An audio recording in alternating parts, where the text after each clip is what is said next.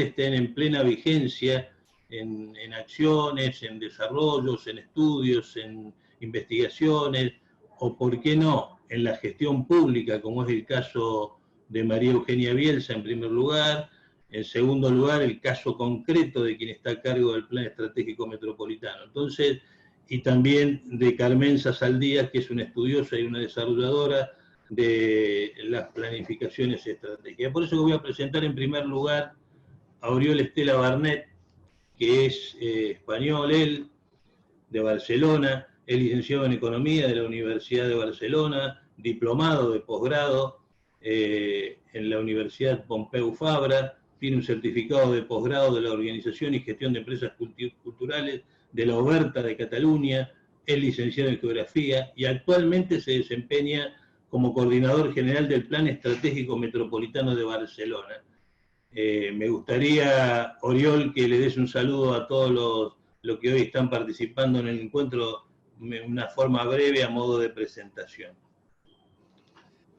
Bien, pues muchas gracias, Nire, y muchas gracias a la organización, al Centro de Estudios Metropolitanos, a la UCEL por invitarme. La verdad es que es un placer siempre compartir con los amigos de América Latina, en particular en este caso de Argentina, las experiencias de Barcelona.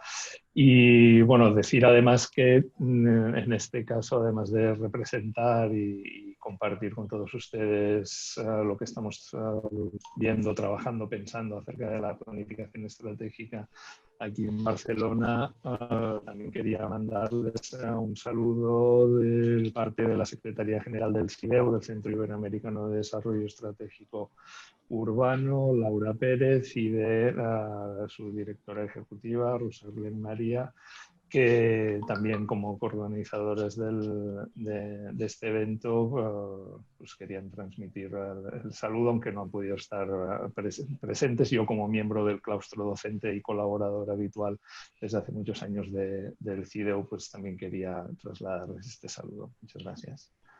Gracias, Oriol. Gracias, Oriol. Es un placer escucharte después de tantos años. Oriol, además de eso, trabajó durante muchísimo tiempo en la Diputación de Barcelona, trabajó en la gestión del desarrollo local y en muchas otras acciones, y va a ser muy interesante escucharte en breve sobre algunas miradas que tenés de la planificación estratégica de los territorios. En segundo lugar, es un placer enorme presentar a Carmenza Saldías Barreneche. Carmenza, colombiana, de Bogotá, estudió Economía, tiene maestrías en Planificación y Administración del Desarrollo Regional de la Universidad de los Andes, allá en Colombia. Toda su vida profesional la desarrolló en Manizales, fue docente, investigadora, trabajó muchísimo en la Universidad Autónoma de Caldas, hizo tareas de dirección, fue funcionaria de la administración, fue creadora del Centro Regional de Estudios Cafeteros y Empresariales, una entidad que ya tiene casi 20 años, una década dedicada a la función pública, donde allí, acompañando a algunos queridísimos alcaldes, tuvo un desarrollo extraordinario en la ciudad de Bogotá, desde la Secretaría de Hacienda, desde la asesoría del alcalde directamente y desde la Dirección y Departamento Administrativo de Planificación del Distrito. Fue secretaria de Planeación de Manizales y realizó trabajos de investigación, consultoría, asesoría, toda una vida dedicada a la planificación estratégica.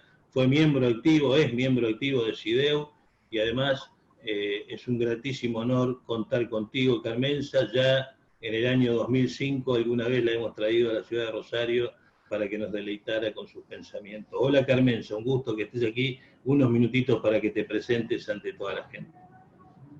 Nire, muchas gracias por esa generosa presentación. Para ti, para el rector, para nuestro anfitrión en la UCEL y a todos los organizadores de esta buena oportunidad para compartir con un tema que nos une, que nos apasiona y que nos mantiene siempre pendientes de cómo es que evolucionan nuestras ciudades y cómo cambian las condiciones de la vida de nuestras ciudadanías a lo largo del tiempo. Estas son tareas que ya llevan, como bien lo dices, para mí toda una vida pensando en las ciudades.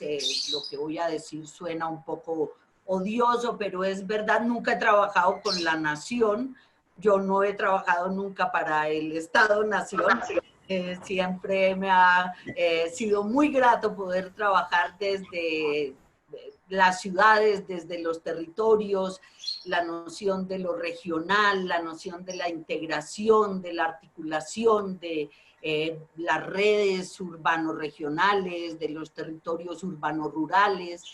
Y creo que esta oportunidad de compartir hoy en este contexto de lo que nos está ocurriendo a nivel global y en cada una de nuestras ciudades y regiones es muy importante para recuperar la confianza en que las ciudades han sido, son y serán los lugares donde la comunidad humana ha encontrado su mejor oportunidad y que tal vez no es un tema de acabar con las ciudades, sino corregir muchos errores que cometemos en la forma en que manejamos las ciudades, en que las implantamos en la naturaleza, en la que nos relacionamos entre nosotros dentro de las ciudades, pero siempre sabiendo que probablemente hacer buenas ciudades y confirmar cómo vive la gente en las buenas ciudades y bien manejadas es siempre una fuente de esperanza. Yo en eso confío mucho, en que hay hoy ciudades que han logrado en medio de la difícil situación, no solo sanitaria, sino económica y social que estamos viviendo, pasar por esta tormenta en una situación de relativo bienestar general. Y creo que ahí es donde tenemos mucho por aprender y sobre todo mucho para garantizar que esos aprendizajes de cómo hacer mejores ciudades permanezcan una vez pase la pandemia. Creo que estos encuentros son importantes justo por eso, porque hay gente de muchas partes compartiendo experiencias muy diversas, pero todos y todas con la preocupación de cómo vivir y cómo hacer mejores nuestras ciudades. Muchas gracias, Carmenza, un gusto muy grande escucharte y decir esas palabras.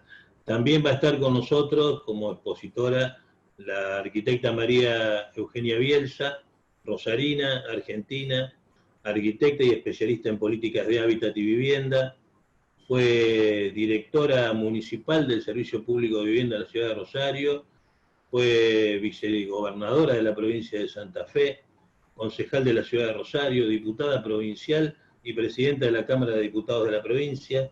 Actualmente es la nueva y flamante titular de este nuevo ministerio que creó la República Argentina, que es un Ministerio de Desarrollo Territorial y Hábitat de la Nación, y que tenemos que decir que ayer, después de una noticia muy importante para la República Argentina, que fue celebrar este acuerdo, celebrar la posibilidad de resolver una de las cuestiones más importantes, además de la pandemia que tenía el país, que tiene que ver con el endeudamiento externo. Ayer se cerró una negociación, en parte con el Fondo Monetario Internacional, y en ese sentido tenemos que decir que en el mismo acto, en el mismo momento, se hizo el lanzamiento de un plan muy importante para la República Argentina, un plan federal de vivienda, el plan Procrear, y en virtud de ello, ella está un poco complicada porque están con todos los medios nacionales y el gobierno nacional tratando de exponer y difundir de qué se trata este plan de vivienda.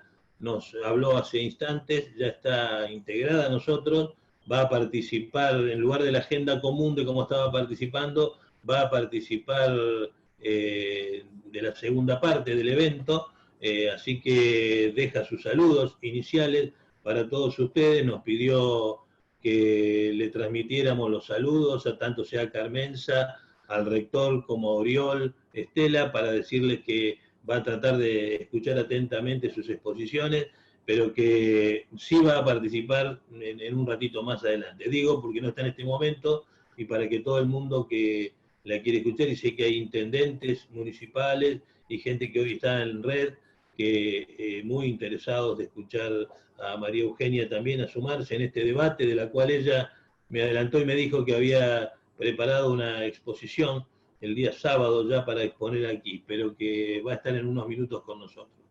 Quiero dejar unos saludos desde Bogotá. Carmenza, te saludan. la Asociación Colombiana de Ingenieros Catastrales, te están dando saludos, saluda Carlos Andrés Cólere, saluda también Ana Fernández Basot desde el Chaltén, gracias por estar con nosotros, y hay un conjunto grande de chats que vamos a ir dando lentamente a medida que me lo vayan pasando aquí, lo vamos a ir transmitiendo. En primer lugar, para empezar a lo que vinimos, se trata del futuro de las ciudades, se trata de que urge lo estratégico, se trata centralmente de que la pandemia vino a correr, a levantar una frazada, a levantar algo que estaba tapando relativas inequidades. Podríamos decir que la naturaleza hizo una venganza muy importante con respecto digamos, el desorden generalizado y la no planificación estratégica verdadera que los sectores poderosos de este mundo llevan adelante y que en distintos momentos han dejado algunos desastres que hoy seguramente tendremos que pensar cómo resolvemos. Está en crisis el pensamiento estratégico precisamente, más que el pensamiento de los gestores estratégicos, precisamente porque la coyuntura nos sobrepasa hoy a todas las ciudades del mundo, urge tener que resolver planes. Aquellos que estaban más organizados y tenían determinadas cuestiones pensadas en términos de planes objetivos en marcha, yo podría decir que en nuestra provincia se puede hablar de la salud en ese sentido y que quizás sea uno de los alivios que tenemos en el territorio. Cada uno sabrá en Colombia, en España, cuáles son los alivios de los pensamientos, de las consolidaciones de las cuestiones estratégicas que se han generado. Pero hoy, sin duda, estamos todos corriendo detrás de la coyuntura. Y es por eso que la pregunta inicial que nosotros queremos darle a los expositores que tenemos hoy es decir, ¿qué tan atrás están las cuestiones estratégicas en cada una de nuestras ciudades? ¿Qué tanto está el desarrollo de lo que habíamos pensado para que situaciones como la crisis del presente, el devastamiento de los presupuestos de cada uno de nuestros territorios, la mala aplicación de esos recursos, qué tan mal estamos como para que podamos decir que el pensamiento estratégico de la ciudad es uno de los roles fundamentales? Primero, le voy a ceder la palabra a Oriol Estela para que, por supuesto, desde su punto de vista, desde su mirada, desde su experiencia y desde su rol de director general del Plan Estratégico de la Ciudad de Barcelona, nos exponga algunas ideas. Perfecto, pues muchísimas gracias, Nire. Bien, voy a explicar desde nuestro punto de vista cómo nos alcanzó esto de la pandemia o en qué momento nos alcanzó desde el punto de vista del Plan Estratégico Metropolitano de Barcelona. Antes que nada, simplemente para quien no lo conozca, el Plan Estratégico Metropolitano de Barcelona, la organización de la que yo soy director o coordinador general, es una asociación de derecho privado, digamos, sin ánimo de lucro, pero que tiene como miembros a las administraciones públicas, en particular al Ayuntamiento, a la Municipalidad de Barcelona y al Área Metropolitana de Barcelona, y luego un conjunto de actores económicos y sociales de la ciudad, y luego un Consejo General con más de 300 entidades. Por tanto, les hablo desde una instancia que, aunque está relacionada con el gobierno de la ciudad y de la metrópolis, queda fuera en cuanto a funcionamiento, ¿no?, habitual. Entonces, esta asociación tiene más de 30 años de vida, se creó su embrión en el año 1988 y justamente en el año 1990, por tanto, este 2020 ha hecho 30 años, se aprobó el primer Plan Estratégico Económico y Social de Barcelona, que en aquel momento era un plan estratégico para la ciudad de Barcelona. Posteriormente, en el año 2000, esto pasa a ser metropolitano, tanto la asociación como los planes, y ahora estamos en esta dimensión de los planes metropolitanos. Pero lo que les venía a decir con esto es que precisamente por el hecho de haber cumplido 30 años, hace 2 años, digamos, de la puesta en marcha de los procesos de planificación estratégica en Barcelona y en particular este 2020, 30 años del primer plan estratégico como tal, durante estos últimos 2 años hemos venido realizando una reflexión muy en profundidad sobre para qué había servido y para qué no había servido la planificación estratégica en Barcelona. Y cuando teníamos, digamos, esta reflexión ya más o menos clara, pues vino la pandemia y introdujo nuevos elementos, digamos, para la reflexión. Pero es que además nos ha coincidido justo con la puesta en marcha del proceso de elaboración del nuevo Plan Estratégico Metropolitano de Barcelona. El anterior se aprobó en el año 2010, se llamaba Visión 2020, por tanto el horizonte era también hasta este mismo año y por tanto correspondía a poner en marcha un nuevo proceso. Y eso es lo que, en eso estábamos también cuando nos pilló la pandemia. Afortunadamente pudimos poner en marcha el proceso el pasado 23 de junio, pero digamos que ahora estamos también en ese momento de repensar lo que teníamos previsto que iba a ser ese plan estratégico. Y yo lo voy a resumir en 5, para poder ajustarme bien al tiempo que nos ha otorgado, lo voy a resumir en 5 elementos fundamentales que combinan, digamos, la reflexión de los 30 años de planificación estratégica con el momento de puesta en marcha del nuevo plan estratégico, con el impacto de la pandemia, etcétera. Por lo tanto, digamos que son, digamos, las lecciones o las enseñanzas, digamos, que ahora mismo tenemos sobre la mesa y que, bueno, veremos si con el tiempo se confirman. La primera de ellas es que nos llevamos muy mal con el largo plazo. En la toma de decisiones nos llevamos fatal con el largo plazo, digámoslo así. Y no solo porque en muchos casos no tengamos los instrumentos, la capacidad o las habilidades, no lo sé, para hacer prospectiva, ¿no? Durante muchos años se ha hablado de la prospectiva y es uno de los ejercicios vinculados a la planificación estratégica, pero luego vemos pues esto, ¿no? Pues fallos como estrepitosos, ¿no? A la hora de anticipar cuestiones de futuro, ¿no? Por tanto, digamos que eso, que era una lección, digamos, de los 30 años, ¿no? Ahora mismo se nos plantea todavía como más urgente, ¿no? ¿Cómo incorporamos esa visión del largo plazo a la toma de decisiones actuales? Pero es que además vemos que no basta con, digamos, pensar en el largo plazo, sino que además hay que hacer caso de lo que se dice, ¿no? Respecto al largo plazo. Hay que tomarlo en cuenta y en consideración, ¿no? Y bueno, yo creo que ya se ha discutido mucho sobre esta pandemia, si era, como decían algunos, un cisne negro, ¿no? Y por tanto un fenómeno inesperado de gran impacto, pero que digamos que no estaba previsto, o si era bien un elefante negro, que era algo, ¿no? Que estaba allí, que desde hace mucho tiempo que se advertía que esto podía suceder, pero nadie hizo caso. ¿Por qué? Pues porque hacer caso a esto, a una amenaza como esta, que no está en el mismo momento, que no plantea una emergencia, queda, digamos, en un segundo plano, ¿no? Y yo creo que la comparación de lo que ha sucedido con la pandemia, cuando sí, efectivamente nos ha golpeado y ha pasado a ser una emergencia y todo se ha paralizado por un problema de este tipo, ¿no?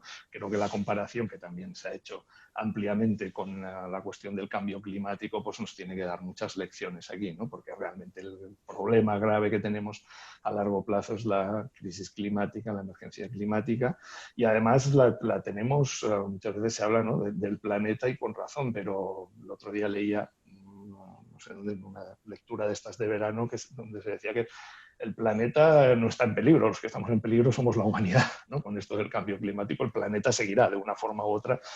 Ya ha habido otras, digamos, catástrofes naturales y extinciones, etcétera, en los millones de años que lleva el planeta existiendo, y por tanto lo que tenemos que hacer es procurar por nosotros. Pues bien, eso parece que no lo tenemos incorporado. Por tanto, esta idea, digamos, de la perspectiva del pensamiento a largo plazo y de su incorporación efectiva a la toma de decisiones en el ahora, yo creo que es fundamental. El segundo elemento, necesitamos comprender mejor el alcance de los fenómenos urbanos y necesitamos comprender mejor las interdependencias. No tenemos en cuenta en los niveles en los que se debería las interdependencias. Y podemos hablar de interdependencias a escala global, digamos, de la globalización, pero podemos hablar de interdependencias también entre lo urbano y lo rural en un mismo territorio.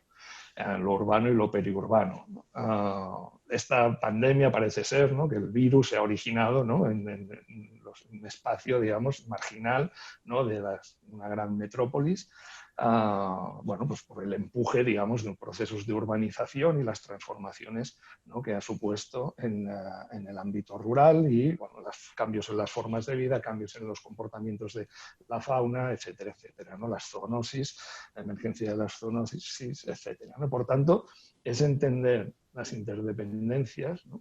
Yo siempre digo, nosotros estamos trabajando en un plan estratégico metropolitano de Barcelona, de la metrópolis de Barcelona, pero este plan estratégico metropolitano poco recorrido tendrá si el resto del territorio, que no es el metropolitano, no tiene a su vez, llámenle plan estratégico o una estrategia, o si no hay una coordinación de estas estrategias. Porque las interdependencias son muchísimas y lo hemos vivido claramente en esta pandemia, lo estamos viviendo en cuestiones pues, como la alimentación, ¿no? Aunque no solamente. Por tanto, aquí yo el concepto que querría resaltar es el de las soberanías, ¿no? El de entender desde lo local, desde la ciudad, ¿no?, cuáles son los ámbitos de soberanía en los que tenemos capacidad de tomar decisiones, ¿no?, y que esas decisiones, digamos, provoquen cambios, provoquen transformación en el sentido en el que nosotros queremos, ¿no? Para ello es importantísimo, insisto, tener en cuenta cuáles son las interdependencias y, por tanto, cuál es el ámbito correcto de análisis y cuáles son los actores, digamos, tanto públicos, institucionales como privados, pues, que deben participar en esa toma de decisiones. Tercer elemento, también fundamental, que esta pandemia ha puesto todavía más de relieve, pero que en nuestro caso ya lo identificamos en la crisis anterior de 2008-2010, que es el reconocimiento de las vulnerabilidades, el conocimiento de dónde tenemos nuestras vulnerabilidades como ciudad, como metrópolis. En el caso de Barcelona, ya veníamos analizando que, bueno, pese a ser una ciudad, ¿no?, que en muchas ocasiones se presenta, ¿no?, como un modelo de éxito, ¿no?, en cuanto a desarrollo, en cuanto a transformación, ¿no?, desde los años 90, algo a lo que contribuyó sin duda también la planificación estratégica.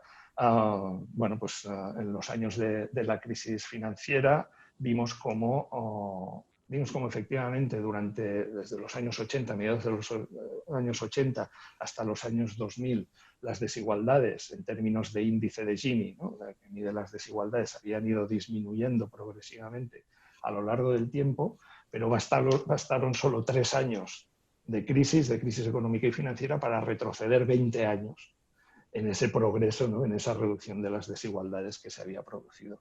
La consecuencia o la conclusión, digamos, de esto es que sí, teníamos un modelo, digamos, de crecimiento, de desarrollo, de éxito, pero absolutamente vulnerable, ¿no? Y ahora se ha vuelto a poner de manifiesto con esta nueva pandemia, ¿no? ¿Por qué? Pues porque uno de los sectores, ¿no?, uno de los ámbitos más importantes de la ciudad en términos económicos, como es el turismo, pues, por ejemplo, ha desaparecido. De la noche a la mañana se ha esfumado, ya no está, no existe. No se puede casi ni considerar un sector económico hoy en día en la ciudad de Barcelona, cuando era un sector que aportaba, se estimaba, entre el 15 y el 18% del producto del PIB o de la renta de la ciudad. Por tanto, la idea que se ha venido aplicando, y hay ciudades, digamos, que han trabajado en esta línea, de la resiliencia, ¿no?, del identificar, de reconocer las vulnerabilidades y de trabajar para reducir esas vulnerabilidades ante los impactos exteriores, yo creo que es el tercer elemento importantísimo a tener en cuenta. Voy terminando. Cuarto elemento, que tiene mucha relación con este también, pero es un enfoque diferente, tiene que ver con que la planificación estratégica siempre ha ido mucho de lo que queremos alcanzar, de hacia dónde queremos ir, de en qué sectores queremos progresar, de cómo vamos a incorporar la tecnología, etcétera, etcétera, pero ha ido muy poco de qué es lo que queremos mantener, qué es lo que queremos preservar de aquello que tenemos, ¿no? Y muchas veces esos cambios que hemos buscado han destruido cosas muy valiosas, ¿no?, de las ciudades, de las metrópolis, que hubiese valido la pena mantener y preservar, ya que estamos hablando tanto, digamos, de cuestiones físicas o patrimoniales, como quieran, como de formas de vida, ¿no?, o de maneras de hacer, ¿no? Por tanto, digamos, el primer ejercicio, y más en un mundo tan incierto, ¿no?, y tan cambiante como el que estamos, ¿no?, que tiene que imponerse ahora en la planificación estratégica es definir claramente qué es aquello que queremos mantener y preservar como colectividad de nuestra ciudad, de nuestro territorio. Y en eso está también el reconocimiento de aquello que es fundamental. La pandemia también nos ha puesto sobre la mesa una serie de actores, no, perdón, de actividades, ¿no? Y una serie de empleos, ¿no? De ocupaciones que eran, bueno, digamos, de las menos valoradas, ¿no? En muchos casos socialmente, y que han pasado a ser fundamentales. Y que nos hemos dado cuenta que eran de las peor pagadas, de las peor consideradas, de las más precarias, ¿no? En cuanto al empleo que ofrecían, ¿no? Pero que a la hora de la verdad, cuando nos hemos encontrado con un problema grave como sociedad, si no hubiese sido por, digamos, esas actividades, esas ocupaciones y esas personas que han estado realizándolas, pues hubiésemos tenido unos problemas mucho mayores, ¿no? Y por tanto, aquello que damos por garantizado, ¿no? Que algunos llamamos, yo formo parte de un colectivo que se llama el colectivo de la economía fundamental, ¿no? Lo que es fundamental de la economía, lo que es la infraestructura básica sobre la que se construye nuestro día a día, y que todos damos por garantizado hasta que un día falla, o hasta que un día, digamos, falla todo lo demás y aquello es lo único que resiste, pues es muy importante, ¿no? Y eso nos lleva, digamos, en el extremo a tener que repensar una nueva definición de lo que significa el progreso en nuestras sociedades, ¿no? Todo esto, justamente ahora estoy leyendo, ¿no? un libro en el que habla de todo esto y en el que habla de la necesidad de un contrato espacial, igual que se habla del contrato social, ¿no? Para digamos, brindar los derechos, ¿no? de las personas y de los territorios, pues de un contrato espacial en el que todo esto, digamos, se ha tenido en cuenta, todo aquello que es fundamental y cómo nos aseguramos que todo esto permanece en el tiempo y en debidas condiciones de funcionamiento.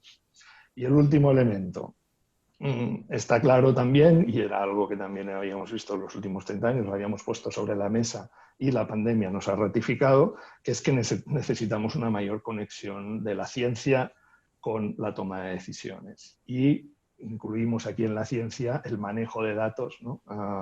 Y el trabajo con los datos y con el procesamiento de datos, ¿no? ¿Por qué? Pues porque necesariamente las decisiones tienen que estar informadas por la ciencia, a riesgo de caer en graves errores, ¿no? Ahora bien, insisto en la idea de decisiones informadas por la ciencia, no decisiones tomadas por la ciencia. Y esto es muy importante porque al final las decisiones hay que tomarlas, ¿no? Hay que tomar decisiones, digamos, del tipo salvar vidas o salvar economías, ¿no? Que alguien las tiene que tomar. Y en algunos países se han tomado en un sentido, en otros se han tomado en otro, en otros no se han tomado ninguna, se ha dejado que corriera. Me refiero con esto a que el ejercicio de la planificación estratégica no son matemáticas, no es física, no es algo que pones una ecuación y ya te resuelve, ¿no? Un resultado único, sino que al final siempre detrás hay que tomar decisiones. Y a veces esas decisiones pues pueden ir en el viento, ¿no? A favor de lo que diga la ciencia, o pueden ir en contra, o pueden tenerlo en cuenta en determinados casos. En cualquier caso, tienen que estar informadas por la ciencia y por los datos, porque si no son decisiones, digamos, erróneas. Y por tanto, luego, digamos, cada cual puede rendir cuentas sobre esas decisiones tomadas, ¿no? Si se han tomado de acuerdo informadas debidamente. Insisto, otra cosa es el signo de las decisiones que se tomen, ¿no? Por tanto, digamos, ese es otro elemento fundamental. Se habla muchísimo en nuestro país, se ha hablado muchísimo de la necesidad de conectar, ¿no? La investigación, el desarrollo y tal con las empresas para generar competitividad, etcétera, etcétera, y se ha hablado mucho menos de la necesidad de conectar la investigación, ¿no?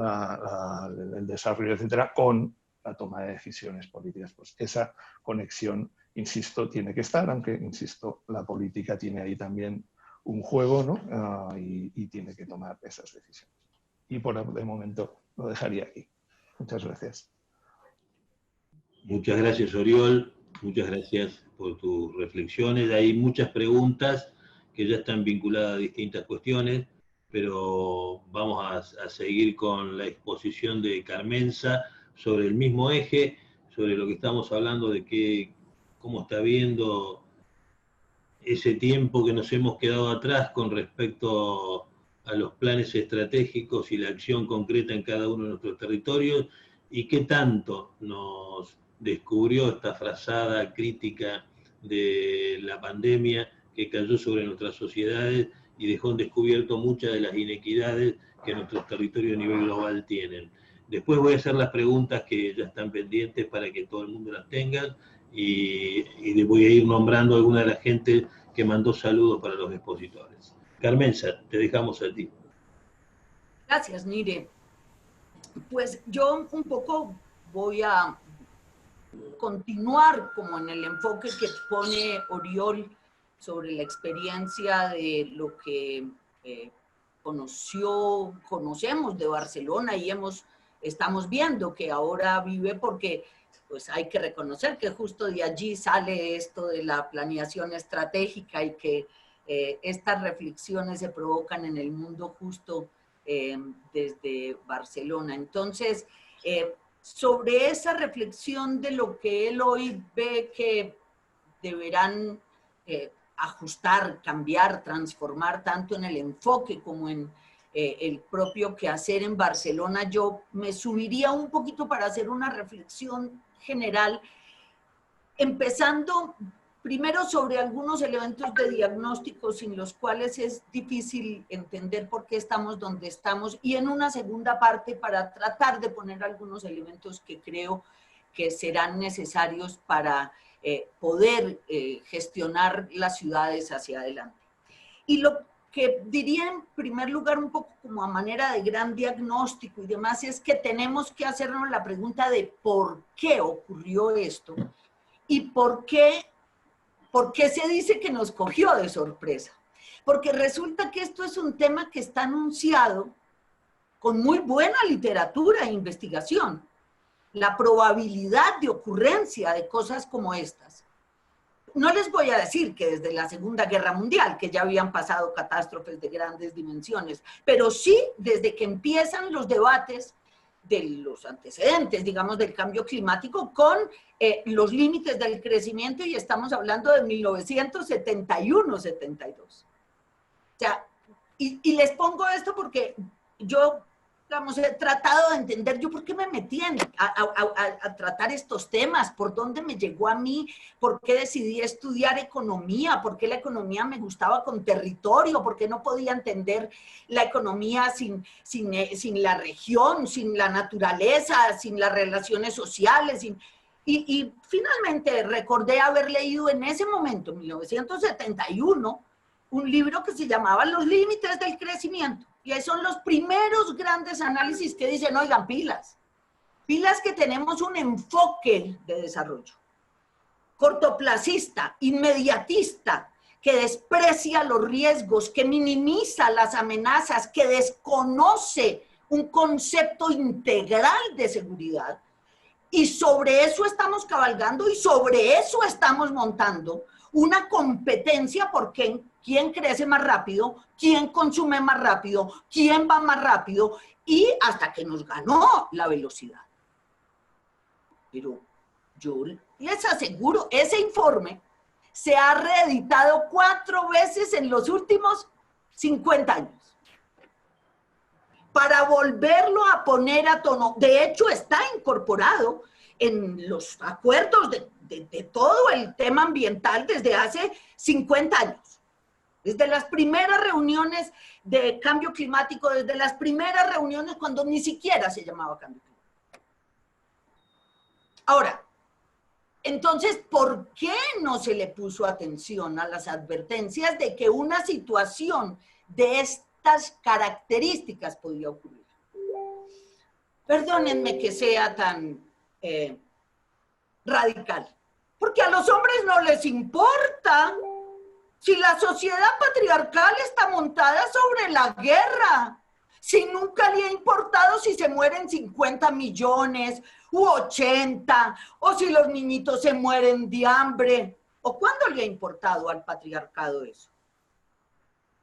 Y a los estados-nación, ¿dónde hay una presidencia encargada realmente de la seguridad de su ciudadanía? Ven pasar los contadores de muertos y ni les importa. siguen para adelante. Y yo creo que ahí hay un problema que es mucho más profundo que lo que estamos viendo. ¿Realmente la sociedad humana tiene una ética del cuidado o una ética de la guerra? Porque en la de la guerra vamos bien. Aquí nos vamos a morir todos y como dice Oriol, el planeta va a quedar enterito. Pero estamos aquí porque llegamos. ¿Porque mi Dios nos trajo aquí? No, porque los estados nacionales y los modelos de liderazgo y las preocupaciones de los gobiernos y los líderes y las élites gobernantes están en otro lado. No están en la vida cotidiana. No están preocupados de que la vida humana se preserve y sea grata, que sea de bienestar mientras esté aquí. Esa no es la preocupación. No ha sido, no es, y yo creo que no va a ser. De los estados-nación y de todos los que nos hablan y nos prometen el futuro en el cielo, lo que nos pase a los humanos en esta tierra les vale. Y por eso nos puede caer una pandemia y ellos aterrados de lo que pasó. Aterrados. No, no tienen que aterrarse porque ellos saben que el patriarcado no está interesado en resolver la vida, está interesado en los privilegios, está interesado en el casino. Bien lo dice Oriol, si estamos en una humanidad donde había más camas de hotel que de hospital, y eso que pagamos plata por la salud en el planeta. ¿Y quién decide que hay más camas de hotel que de hospital? Pues los que deciden que es mejor tener gente llegando de todas partes y turistas a traer plata que tener protegida a la gente que vivía ahí en esa ciudad. Los que tienen la fuerza puesta y el prestigio en que otros disfruten, así los de las propias ciudades se las lleva el diablo. Pero ahí hay un tema que está muy mal planteado. Muy mal planteado, estructuralmente. En la forma en que concebimos el Estado, en el rol del Estado frente a la ciudadanía, en la manera en que se toman decisiones, en la manera en que se miran las prioridades, en la manera en que realmente se atiende a la sociedad humana. Y esto lo digo porque yo creo que no hacemos mucho con resolver ahora la coyuntura de la pandemia si no se somete a cuestión ese modelo de humanidad, ese modelo de dirigencia, ese modelo de poder que hay a nivel global. Y yo creo que frente a eso es que estamos en una coyuntura que yo celebro. Excúsenme que parezca hasta cínica, pero a mí me gusta ver desmoronar el mundo. A mí me gusta ver caer el castillo de naipe que el patriarcado y los machos montaron en el mundo. Me gusta. ¿Por qué? Porque no es posible sostener esto. El hecho de que el 1% gane tanto y que el 10% tenga la vida garantizada y que el 90% se la tenga que comer todos los días no es una buena solución humana. No es un buen modelo de sociedad. Ni a nivel global, ni a nivel de países, ni a nivel de ninguna ciudad. Esto no está bien montado. Y ahí es donde tenemos que zarandear este establecimiento para avanzar. Bien lo dice Oriol, esto no es un tema ahora de quién va a tener la soberanía planetaria. Se trata de entender qué soberanías relativas, qué seguridades relativas vamos a tener en cada uno de los lugares donde vivimos. Y digamos que podría quedarme dándole duro al Estado-Nación y al modelo patriarcal, pero creo que es más importante empezar a pensar, bueno, entonces, ¿hacia dónde debe salir esto? Y yo me atrevo a decir, tenemos la disyuntiva, ¿un Estado guerrero o un Estado cuidador? ¿Qué queremos para adelante? ¿Salimos a ponerle otra vez la plata a la investigación para la guerra? ¿Seguimos poniendo la plata en financiar ejércitos para salir a matar gente? ¿Seguimos mandando a los jóvenes a aprender a manejar armas y a desarrollarse como machos destructores? ¿O nos dedicamos a educar a la humanidad humanidad en la civilidad, en la civilización, y nos preocupamos de lo esencial. Yo creo que el dilema es ese. ¿Queremos más Estado guerrero? Seguimos por donde vamos. Van a llegar más pandemias hasta que llegue la última. ¿Queremos sobrevivir como humanidad? Armemos un Estado cuidador. ¿Qué es un Estado cuidador? Primero, un Estado donde hay ciudadanía. Sin ciudadanía no va a haber nada más. Y ciudadanía consciente. Consciente de que lo que nos pasa no es un castigo de Dios. No es irremediable. No es el cobro de la naturaleza por ser como somos. No, son consecuencias por actuar mal. Si corregimos lo que estamos actuando mal, podemos encontrar camino. Pero tenemos que pensar inteligentemente. Somos disque sapiens. ¿Dónde están los sapiens de esta vaina? Hasta aquí no vamos viendo mucho que era lo que los hombres de la humanidad tenían de sapiens. Ya les vimos lo bárbaros. Ahora ayúdennos a las mujeres a armar lo que es realmente sapiens. Y esa ciudadanía tiene que incluir a las mujeres. Porque es que mientras los hombres sigan decidiendo en el mundo, no van a entender que lo esencial no es tener los casinos abiertos, ni la venta de cerveza, ni la de carros, que es lo que les mide su PIB. No, la economía esencial arranca de la casa, desde la amamantada de las crías. Y desde ahí vamos a tener que reconocer cuál es el valor en la sociedad de las mujeres y del trabajo que el patriarcado no ha dejado valorar. No podemos seguir pensando en hacer ciudades donde solo ganan los de la economía disque formal. Oigan, ¿y la economía que pasa en las casas qué? Hoy todo el mundo está preocupado de los trabajadores que se quedaron sin empleo. A los hombres les preocupan las mujeres que los parieron y los han criado y que nunca han tenido ninguna garantía en el Estado social de derecho. Que se matan por darles en la casa comida, cuidado a los niños, a los enfermos, a los ancianos y que nunca reciben ninguna posibilidad, ni siquiera de ser tratadas como personas productivas y aportantes a la sociedad. ¿Están seguros de que podrán hacer ciudades sin mujeres de aquí para adelante? No es posible. Entonces, a ver cómo incluimos a las mujeres en esta construcción. Para que nos digan por dónde caminan, para que nos digan por dónde es que construyen sus relaciones de afecto y de sus redes para sobrevivir en medio de esta situación. ¿A dónde es que es seguro ir a comprar el mercado? Para que dejemos de creer que porque los arrumamos a todos como masa para llevarlos a un sitio, resolvimos la movilidad. ¡Oh, gran invención! La movilidad masculina. Nunca entendió que las mujeres se mueven hacia todos los lados todo el tiempo. Empecemos a incorporar los elementos. Ahora, las mujeres, todos los géneros, todas las razas, estoy diciendo, la ciudadanía tiene que ser bastante incluyente, bastante amplia para poder decir que vamos a tener líderes que representen esa ciudadanía y líderes con un programa de sociedad incluyente, sustentable, del cuidado, equitativo, porque si no, no vale. No vale seguir inventándose desde las élites los programas que se le imponen a la gente. Hay que construir ahora con la gente. Esas palabras, ¿qué contenidos van a tener? ¿Qué entienden las comunidades por sustentable? ¿Cómo nos relacionamos con la naturaleza? ¿La aprovechamos? ¿Cómo nuestra economía básica depende de esa comida? Depende de ese manejo de lo rural.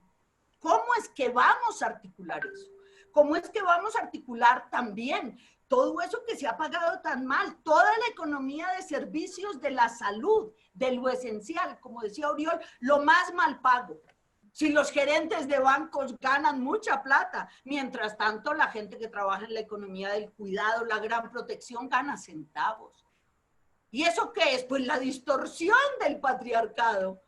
Cree que el macho ganador, ese es el conquistador, se la merece toda y toda la gente que lo sostiene no merece nada. Bueno, eso está mandado a recoger. Tenemos que ser capaces de incluir propuestas que convoquen ciudadanía en otros términos, y para construir realmente una sociedad en conjunto. Y todo esto pasando, yo diría, por lo menos por someter a cuestión si los criterios de rentabilidad, de independencia, de congestión, que es como se ha leído la ciudad, son los que deben predominar. O si adelante, frente a la congestión, lo que tenemos es que entender bien qué es economía de escala o de aglomeración, administrando la densidad antes de llegar al colapso. Porque es que si las vías colapsaron y los centros de ciudades colapsaron y todo se volvió una aglomeración inmanejable, ¿será porque la gente es boba o porque los diseños de ciudad y de los grandes técnicos llevaron a que todo ocurriera así? Y si diseñamos distintas las formas de moverse en la ciudad, en esto de la ciudad de 10 minutos, de 15 minutos, ¿no será que simplemente se fragmenta, digamos, se diluye la congestión y la ciudad toda se habita de otra manera? Le estamos echando tal vez la culpa al criterio de densidad y la responsabilidad tal vez es de la manera en que él se aplica. O el de rentabilidad. Yo no sé si en la ciudad todo tiene que producir una rentabilidad enorme ya para que se enriquezcan todos mañana. No, no, esto es un tema de bienestar. Las ciudades van a durar 50, 100, 500 años y tienen millones de personas. Todo se va a vender, pero por miles y por millones. ¿Cuál es el afán de estas economías tan mercantilistas y tan básicas? ¡Qué calma, calma! Cuando tenemos 7.000 millones de personas, todo negocio puede rentar, pero con calma, sin necesidad de tumbar a nadie, ni de poner la rentabilidad por encima del bienestar. Y finalmente el criterio de autonomía y el de, digamos, el autonomía e interdependencia versus independencia. Yo creo que las ciudades no estamos en el plano de los estados-nación, de ser independientes para... No, queremos ser interdependientes y ojalá, bien, lo que podemos es ser autónomas. Cada ciudad, cada territorio tiene la posibilidad de tener su proyecto que hace sinergia con los vecinos, que puede conectar con otros para poderse complementar, para poderse enriquecer, para poderse realmente ampliar. Entonces, yo creo que, con esto termino, yo creo que estamos en el momento de dejar de pensar que el mundo está en una guerra contra el COVID. No, estamos en una disyuntiva para cuidar a la ciudadanía. Y estamos en una ciudadanía en si la resolvemos por la vía de la guerra, con todo lo que eso implica y su discurso y sus lenguajes, o si la resolvemos por la vía del cuidado. Las ciudades cuando se crearon, digo yo, es lo que he leído, he estudiado, he tratado de comprender, fueron una apuesta para cuidarnos en común, fueron una apuesta para vivir juntos y para vivir bien, no creando las desigualdades y inequidades que hemos creado. Y yo apuesto a que podemos recuperar el lugar de las ciudades como lugares del cuidado. Para eso solo nos falta una cosa, que las mujeres se tomen las ciudades, que las mujeres gobiernen las ciudades, que su mentalidad de colegaje, su mentalidad de trabajo del cuidado en la familia sea capaz de construir ese nuevo discurso del cuidado y esa nueva política. Yo creo que ahí es donde está el futuro, en manos de mujeres cuidadoras que ayudan a hacer de las ciudades lugares del cuidado y a poner en cuestión el Estado guerrero que nos legó el patriarcado. Creo que si eso ocurre, esta pandemia será una fortuna para la humanidad, porque fue el momento de superar el patriarcado que nos trajo hasta aquí con todos sus machos. Muchas gracias, Carmenza. Estas reflexiones que dejás el sacudón allí para que pensemos y reflexionemos fuertemente en cada una de nuestras ciudades y en todos los territorios.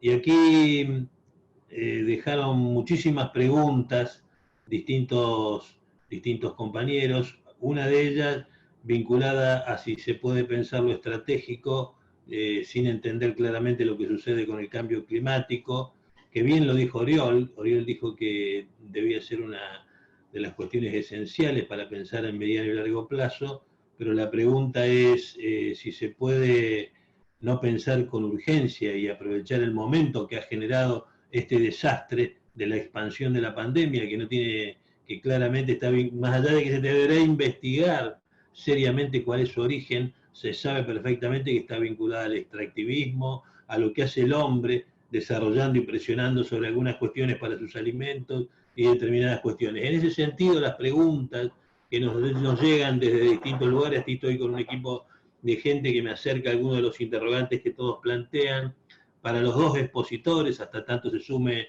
María Eugenia. Una primera es la expansión de los desarrollos y planificaciones urbanas, hacen que las ciudades, cuando no se cumplen, dice por lo menos nuestras ciudades argentinas, se avanzan independientemente sobre esos territorios, desordenadamente, y en ese marco se generan conflictos cada vez más graves. ¿Cómo entienden ustedes que en un tiempo aquí y ahora podemos llegar a pensar sobre esto, ¿no? Sobre esto que descubrió, sobre estas inequidades de todo tipo, desde las del patriarcado, como bien planteaba Carmenza recién, hasta las concretas de los abusos de los sectores poderosos que solo quieren comercio, solo quieren más negocio, solo quieren más avaricia, más concentración económica y piensan que todo se va a terminar mañana, que no se puede pensar en el largo plazo y en el bienestar, como bien vos decías, pero ¿cómo hacemos para ahora cambiar los rumbos, aprovechando cuestiones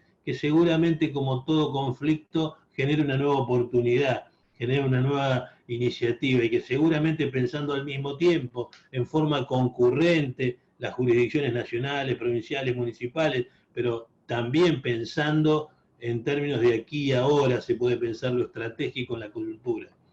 ¿Qué respuesta tienen a esos temas? Si querés vos, Carmenza, primero, que te veo ahí alentada. Oriol, dale. Creo que la pregunta es casi todo el tema, ¿no? Digamos, de cómo... A ver, yo en primer lugar creo que sí, ojalá fuera, como dice Carmenza, la oportunidad de esta crisis para cambiar cosas de raíz, ¿no? Pero yo de momento no lo veo.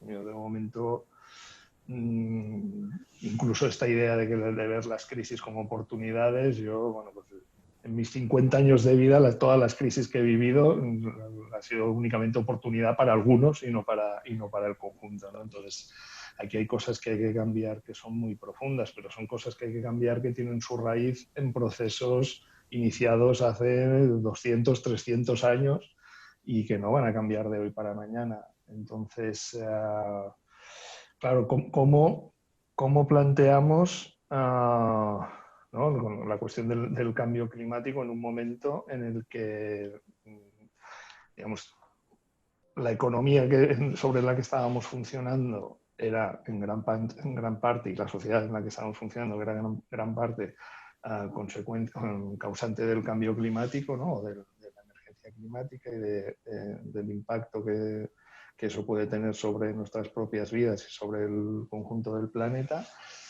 Pero lo que hace la pandemia es situarnos en un punto en el que todo esto, digamos, deja de funcionar, pero, digámoslo así, no se destruye y, por tanto, sigue estando ahí y el objetivo principal es recuperarlo. No sé si me explico. O sea, en una guerra, a lo mejor, se ha comparado mucho la pandemia con una guerra y decía, bueno, por lo menos en la pandemia no se destruye capacidad productiva, no se destruye nada, ¿no? Como si se destruyen las guerras y se puede volver a empezar casi en un punto muy parecido en el que estábamos, ¿no?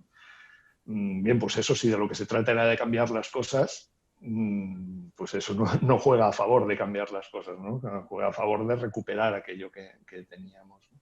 Y eso es lo que estamos viendo nosotros en muchas ciudades, ¿no? Entonces aquí el elemento es cómo encontramos aquellas cuestiones, aquellos factores, aquellos sectores, aquellas actividades, aquellas energías, ¿no? que pueda haber en el territorio que puedan introducir elementos de cambio en alguno de los ámbitos en los que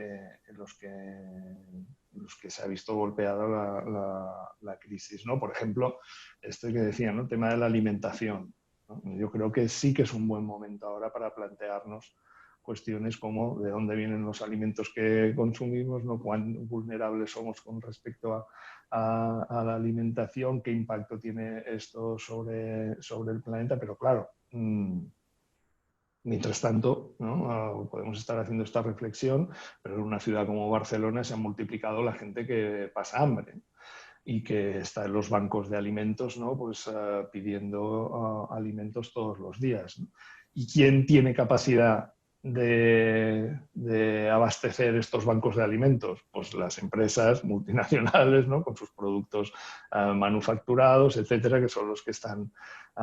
entonces, los cambios tienen que ser... bueno, yo veo pocos ámbitos en los que los cambios puedan ser desde ya.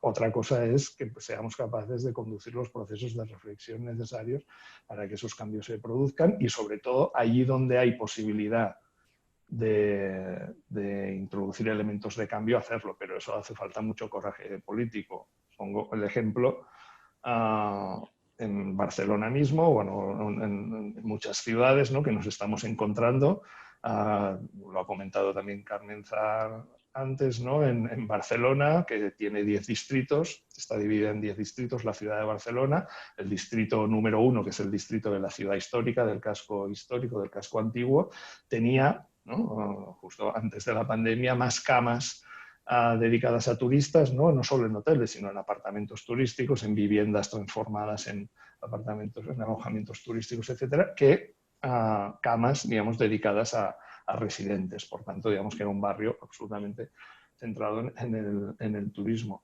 Claro, en algo así sí que se puede, y viendo la reducción que ha habido, ¿no? de casi desaparición, digamos, de la actividad turística, ahora es el momento de obligar, ¿no? De revocar las licencias que permiten que estas residencias estén dedicadas a un uso temporal, a un uso turístico, etcétera, y no estén dedicadas como deberían estarlo a personas que residan en la ciudad, ¿no? Bien, pues eso es una decisión que se puede tomar y que significaría, digamos, comerle terreno, digamos, al modelo antiguo para plantear otro modelo. Pero es una decisión, ¿no? Que no está ni siquiera sobre la mesa ahora mismo a nivel del gobierno municipal, porque está el argumento de los empleos que se crean, de la actividad económica, etcétera, etcétera, más luego todos los lobbies, digamos, inmobiliarios que inciden, ¿no? Pero al final digamos, el único secreto es este, ¿no? En un contexto, ¿no? En el que los recursos son escasos, ¿no?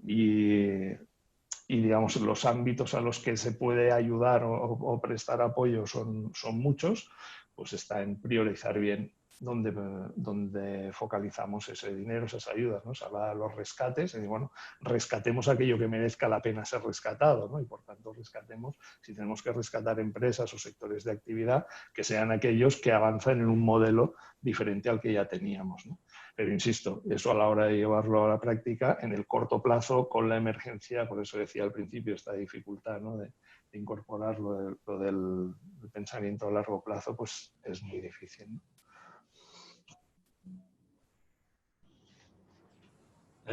Muchas gracias, Oriol. Ahí, Carmenza, te sumo así un interrogante que un poco tiene que ver con lo que vos planteabas y tiene que ver con algo que plantean varios de las personas que están participando. Dice, ¿qué deberían incorporar los instrumentos de planeación, los instrumentos que trabajan en planificación estratégica, para aprovechar este nuevo momento, esto que existe, este descubrimiento del problema en términos obscenos, digamos, porque la pandemia lo descubrió, para una mejor redistribución, para que puedan acceder a bienes y servicios aquellos que quedan precisamente por la aplicación de las políticas públicas desprotegidos de la atención de los estados? ¿Qué cosas deberíamos incorporar en los instrumentos de planeación?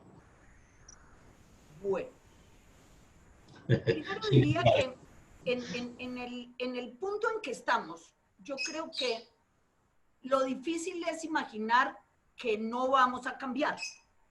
Yo les describo un poco duro, pero así es.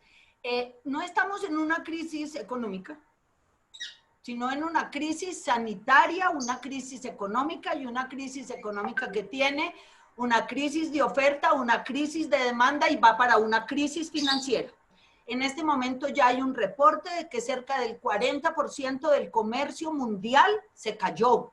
Y tenemos un pronóstico de este año de que las economías caerán entre 5 o 20% dependiendo de dónde se localiza. Los pronósticos que hacen es que estamos en un escenario catastrófico.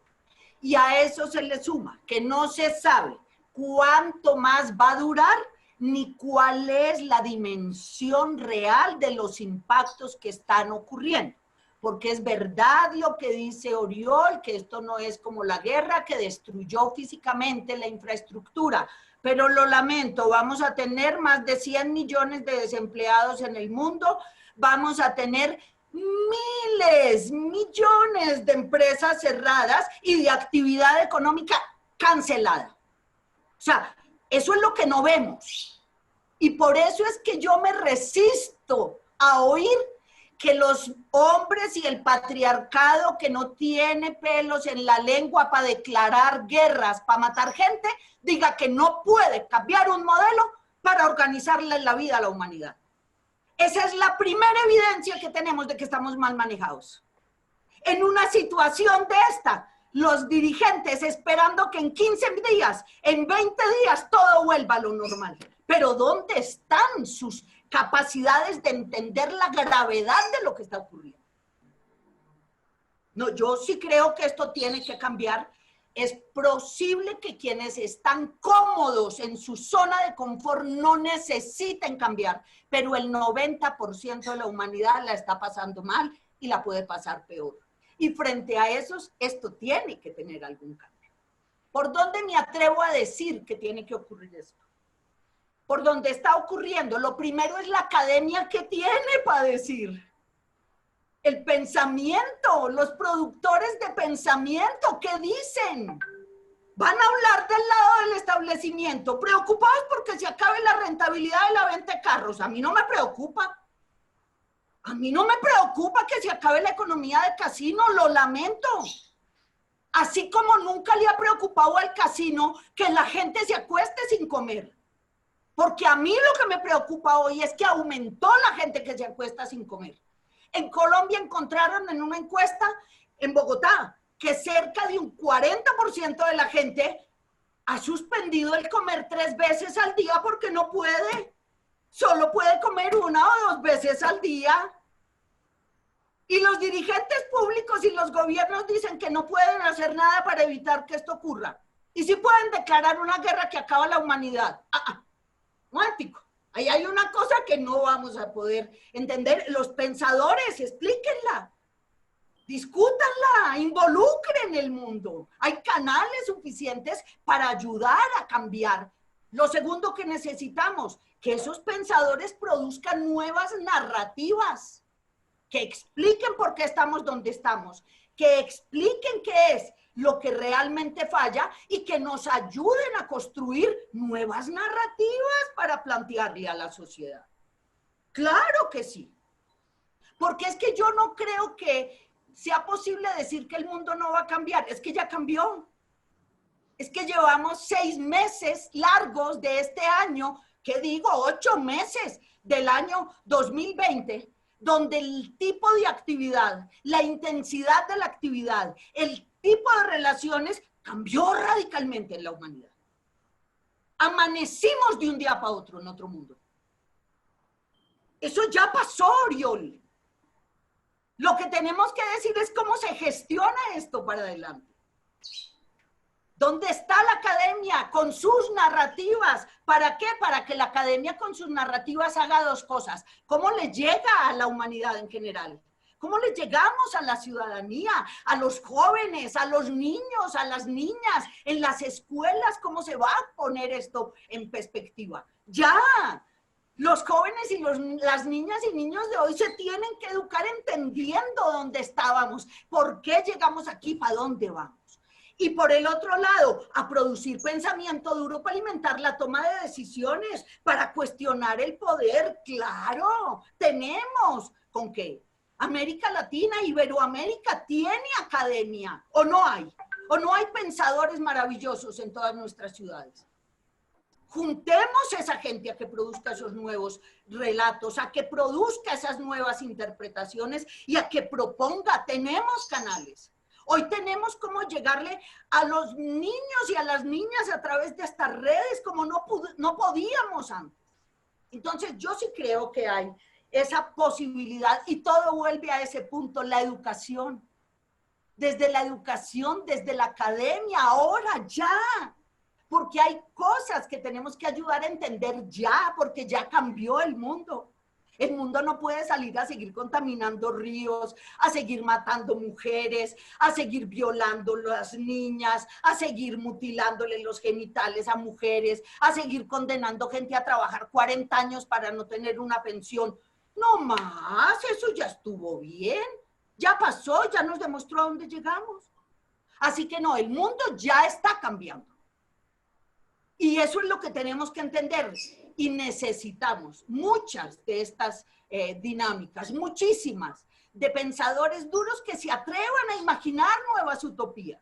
¿O acaso no tenemos sino posibilidad de pensar que la utopía es la guerra mundial o ver a las grandes élites disfrutar de su 1% de compañía con el 90% de la riqueza? No. Tanto caminar, miles de años para llegar a esto. A que toda la humanidad tenga que ver cómo se la traga un virus, porque las élites no comparten la riqueza con la humanidad, cuando tampoco ellos lo van a poder disfrutar. No, yo creo que aquí lo que no podemos es sostener el statu quo, ni resistirnos a aceptar que ya cambiaron cosas.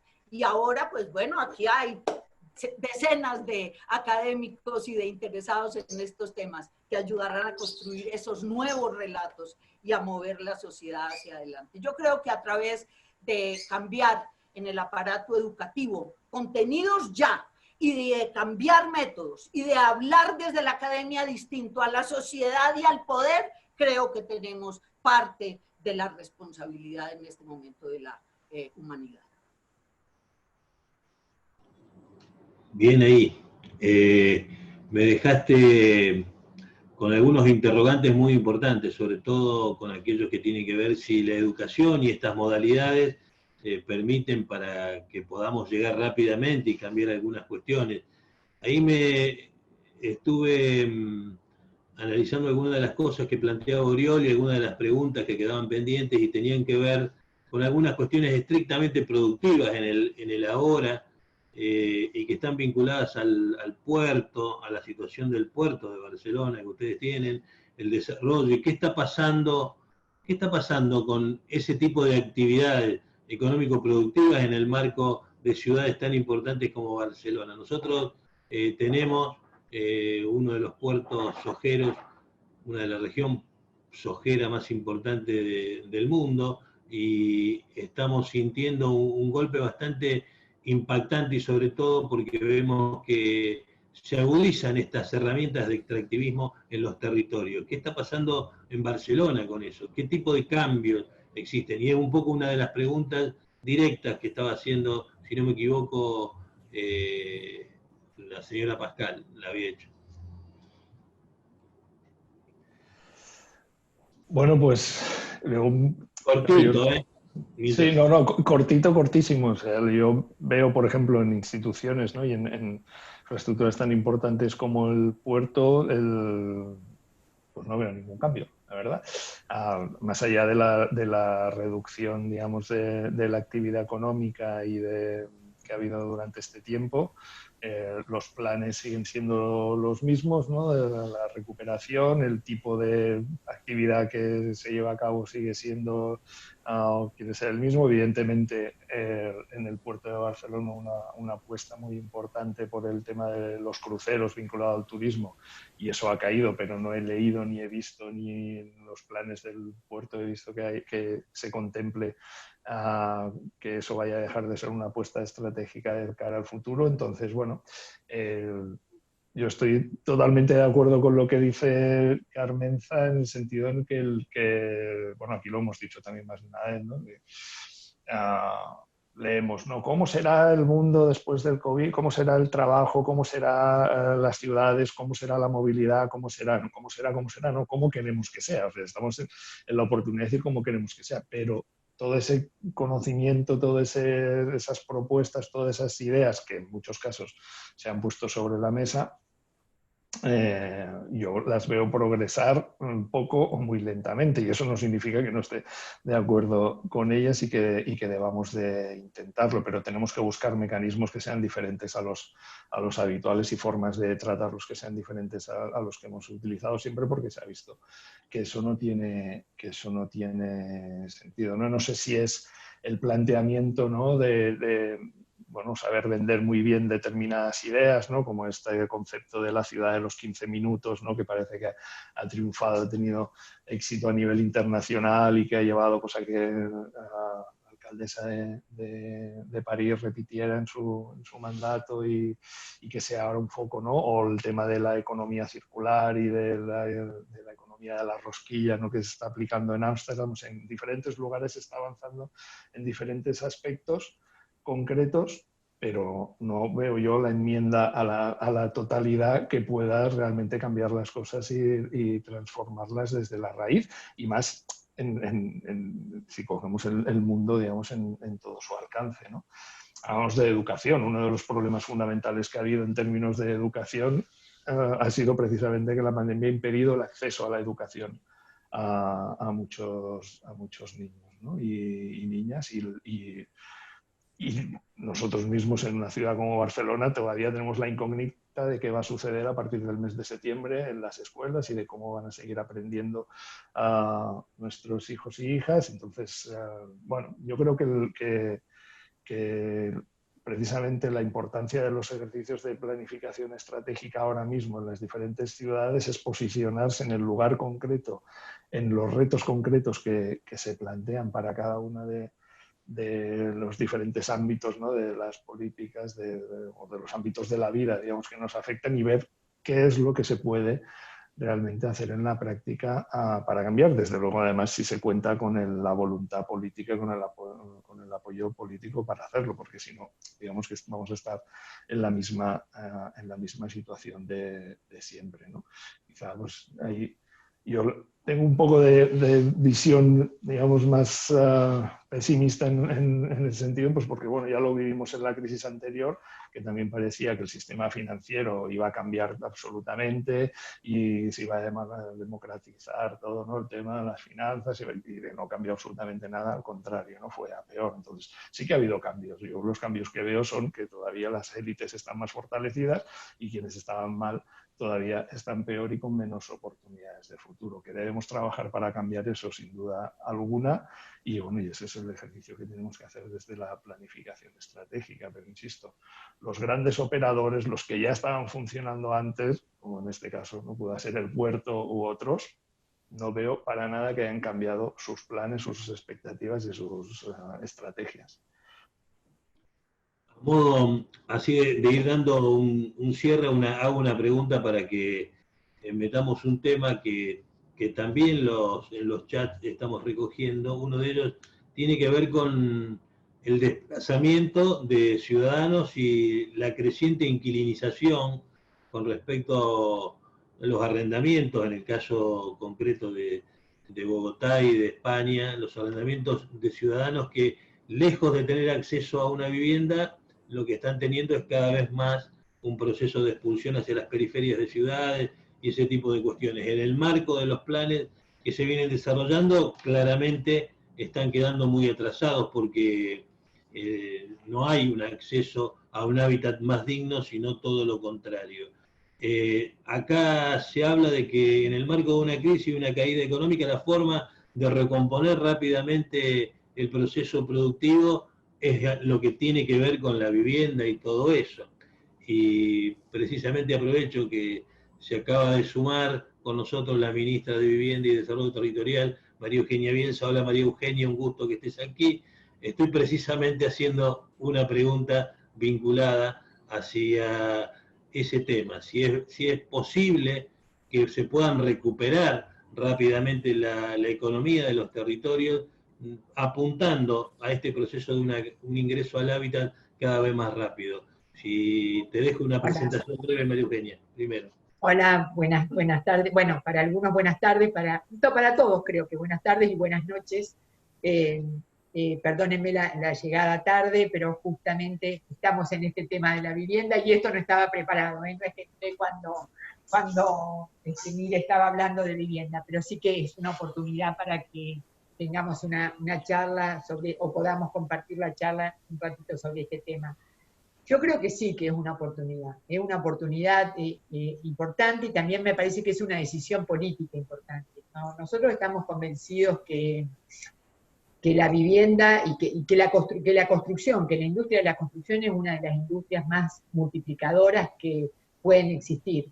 Digo, porque en realidad es una industria, en nuestro caso, que el 90, el 95% de los insumos son insumos nacionales, que demanda mano de obra calificada y no calificada, por lo cual aquellos que pueden colaborar con la construcción, aún no teniendo un expertise en el tema de la construcción, tienen acceso al trabajo, porque por otro lado hay una serie de políticas sociales que van apoyando el acceso al trabajo y que ahora el acceso básico a cada una de las familias, como por ejemplo lo que ha sido el IFE en la Argentina, o políticas de programas sociales, que, bueno, justamente esta tarde vamos a firmar un convenio de acuerdo con el Ministro de Desarrollo Social para que Potenciar Trabajo es un programa que une las políticas del Ministerio para que no se conviertan en políticas asistenciales, para que no permanezcan como políticas asistenciales, sino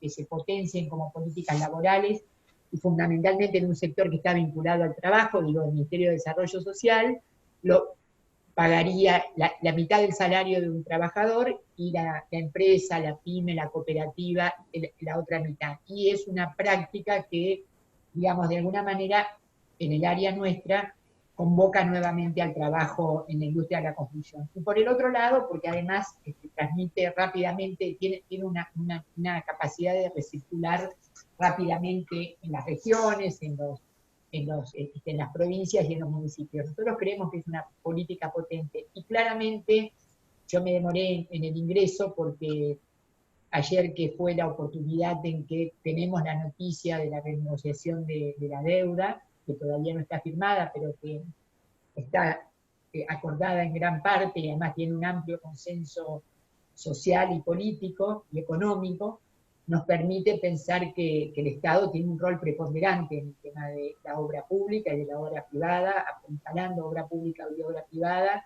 Y ayer presentamos uno de los programas del Ministerio que va a estar apalancado justamente por recursos. Está apalancado y se va a fortalecer apalancado por recursos del Estado.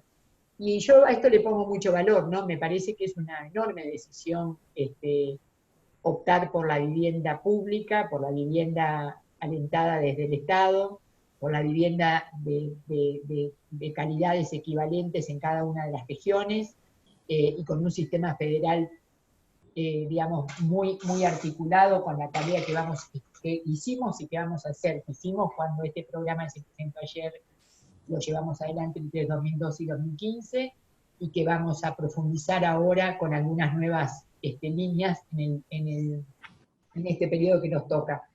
Y la realidad es que si hay algo, con esto termino, que ha cambiado en este tiempo, es la mirada sobre la ciudad, ¿no?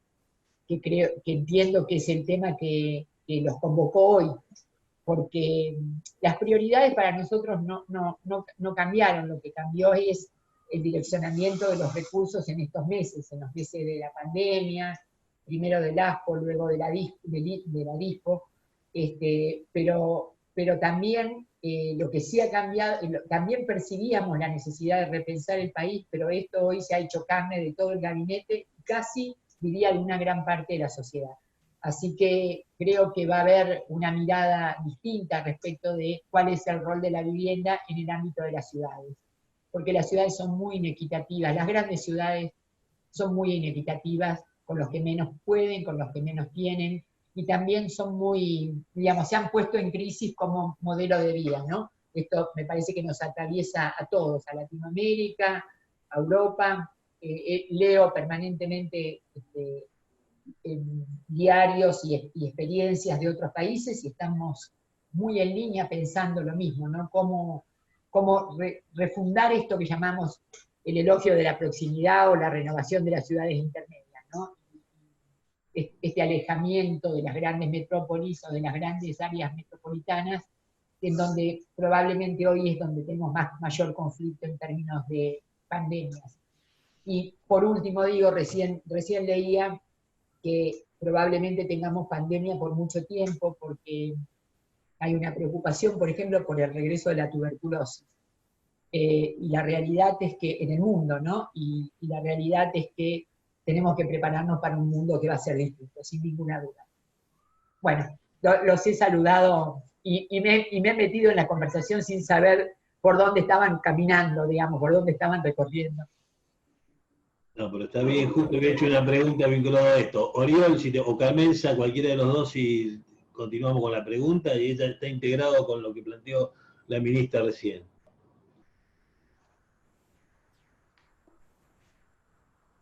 La pregunta sobre la vivienda, ¿te refieres a la pregunta? Bueno,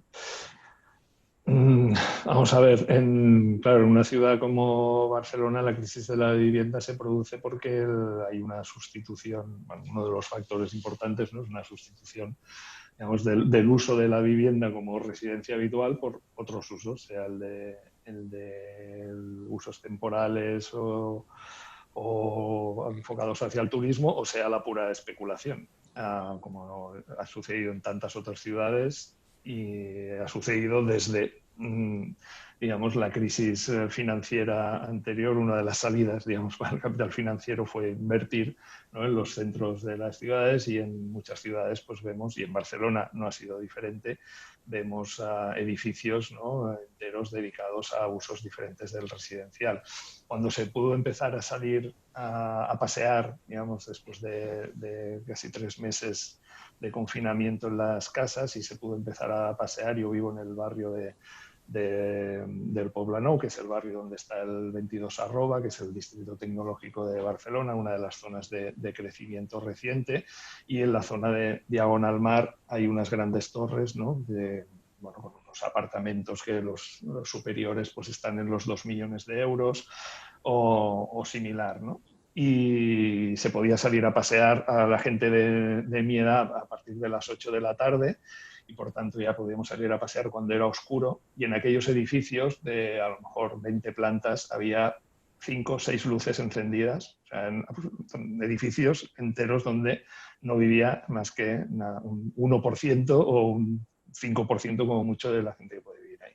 Entonces, eso, digamos, que es lo que se permite. Entonces, para mí, digamos, la solución rápida e inmediata, la vivienda no puede ser una mercancía más, no puede ser tratada como una mercancía más. Y por tanto, aquí hay que poner límites a lo que es, digamos, el acaparar viviendas. El otro día salía la información que 1/3 de las viviendas de alquiler en Barcelona están en manos de grandes tenedores. Eso significa pues, personas que tienen 10 o más viviendas en propiedad, ¿no? 1/3 de todo el parque de alquiler, ¿no? Entonces, bueno, con esas condiciones pues difícilmente se puede actuar desde lo local. Aquí llevamos tiempo reclamando una intervención desde el nivel de país, ¿no?, desde el nivel estatal, pues en la regulación de alquileres, pero es que yo creo que hay que ir mucho más allá. O sea, habría que ir pues esto, al reconocimiento de la vivienda como un derecho básico esencial de todas las personas, y igual que está prohibido por ley y está protegido por ley que a una persona o a una familia no se le puede cortar el suministro eléctrico por falta de pago, y tiene una serie de apoyos, de ayudas para que eso no suceda, pues lo mismo debería suceder con la vivienda. Y en cambio vemos cada día, y los hemos visto incluso durante la pandemia, pues a personas que han sido sacadas de sus hogares pues por impagos o por lo que fuera, ¿no? Entonces, esa protección del derecho de la vivienda como derecho esencial, yo en ese ámbito sería muy, muy radical, incluso prohibiendo que nadie pudiera tener en posesión más de pongamos 2 viviendas por ser generosos, pero tendría que ser incluso que una, pero bueno, eso evidentemente está en otros ámbitos de decisión, ¿no? Mientras tanto, pues lógicamente todas las políticas públicas que se puedan hacer, ¿no? En Barcelona se hizo política pública de vivienda, se construyó vivienda pública durante mucho tiempo, pero no se hizo una política pública de vivienda. Eso significa que toda la vivienda pública que se construyó ha terminado en el ámbito privado, ha terminado en el mercado, porque las personas que accedían a esa vivienda pública tenían el derecho al cabo de 10 años pues de propiedad ya sobre esa vivienda, con lo cual nuestro parque de vivienda pública en Barcelona está en el 1,2%, cuando en ciudades pues, como Ámsterdam o como Viena pues, supera el 25 o el 30% de la vivienda. Entonces, ese es un poco el panorama que tenemos. Carmen.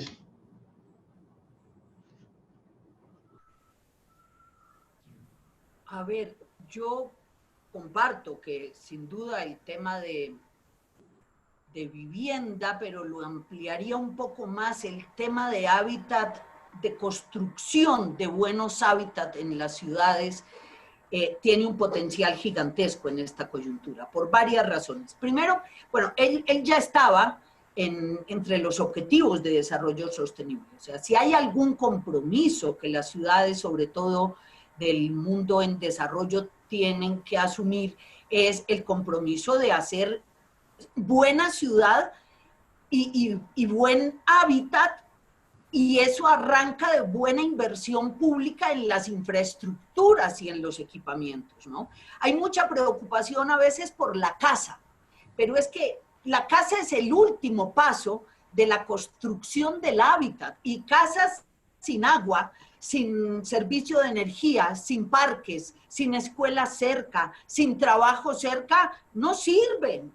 Van a reproducir la mala ciudad que tenemos en muchas de las grandes ciudades del mundo.